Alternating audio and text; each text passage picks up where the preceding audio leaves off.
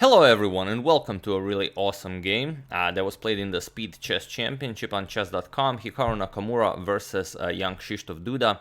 And as we were covering the Grand Chess Tour yesterday, I've been receiving a lot of messages, something like, dude, check out this game, have you seen the game Nakamura versus Duda? And there were a lot of these messages, obviously. The game was really interesting, so today when I finally saw the game, I understood why all the messages.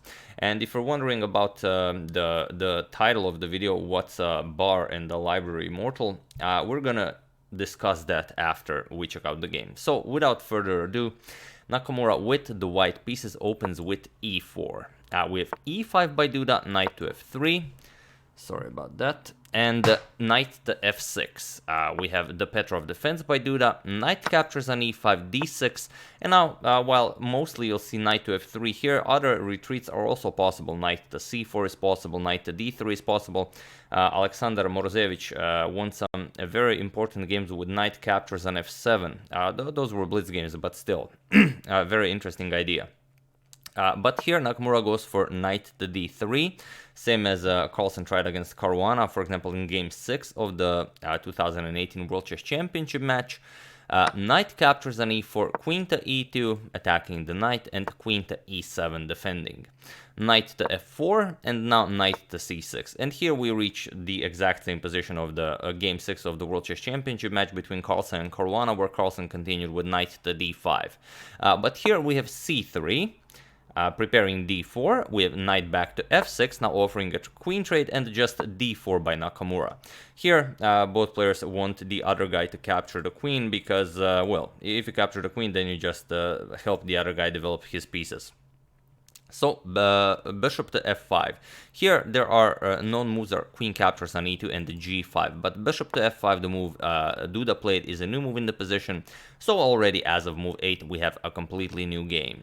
We have bishop to e3 by Nakamura, preparing to develop the knight now in castle queenside, so the queen trade is no longer on the table. We have d5, and now comes knight to d2, preparing to castle queenside. Here, Duda castles queenside, and Nakamura follows by also castling queenside. And it's always dangerous to castle queenside, for example, when you have a light square bishop slicing through this diagonal. It'd be perfectly cool if this bishop was on d3, then it's not a problem, but with this queen on e2 and bishop on f1 setup, it could be somewhat problematic. And here Duda plays the move from the thumbnail, queen to a3. It's not a forcing move or anything, since you're not forced to capture the queen and allow bishop captures on a3. This beautiful double bishop mate. But it does create problems for you. How do you continue developing? For example, if you continue knight d3, you block this diagonal. You have to allow queen captures on a2. There is no way around it. And now if knight f3, trying to make some room for your king, knight to e4 again takes the d2 square away from the white king. Again, you are threatening queen to a1 mate. So after queen to c2, you have to try something, but then knight a5 comes, then the knight comes to b3, and you can already see that a lot of things went wrong here. So instead, after queen to a3, Nakamura, of course, did not capture. He went for queen to b5 instead. Now he wants to block the bishop with bishop to d3. We have queen captures on a2 by Duda, and now bishop to d3. And now, okay, if queen a1 check, just king to c2, and now the rook from d1 also attacks the black queen. So bishop captures on d3, queen captures on d3, and now knight to a5, again with the idea of bringing this knight over to b3. You could try something like queen to b1. It is definitely the way to go, and after the queen moves, you can start pushing the black queen away and continue playing this game being down a pawn. But we do have to remember this is a blitz game, and we are only not over analyzing blitz games, we're just enjoying them. King to c2 by Nakamura, trying to get the king away as soon as possible, get the rook in and start marching the king to the king side.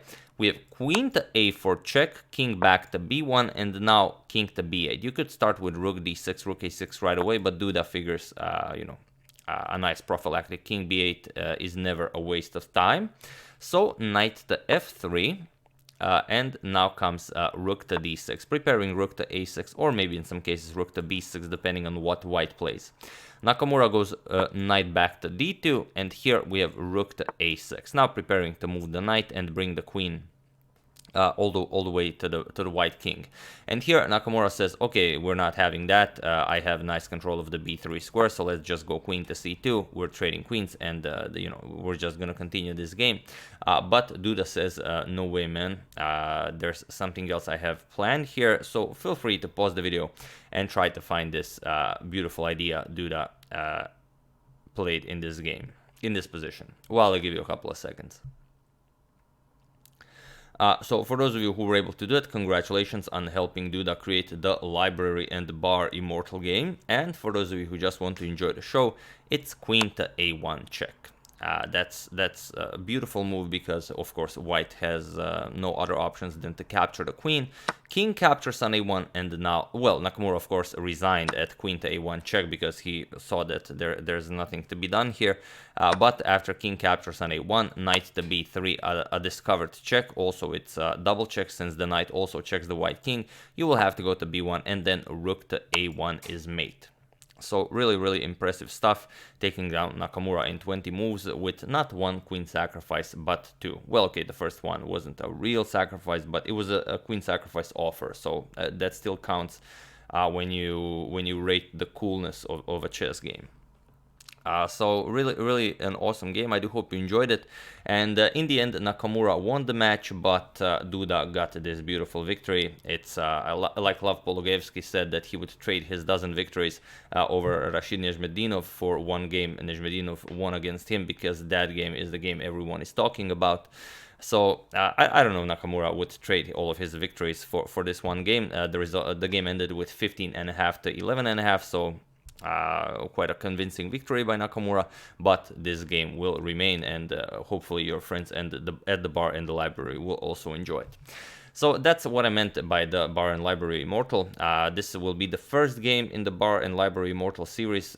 Those will be games that you can easily remember and easily show to your friends at the bar and the library and impress them and, improve their day.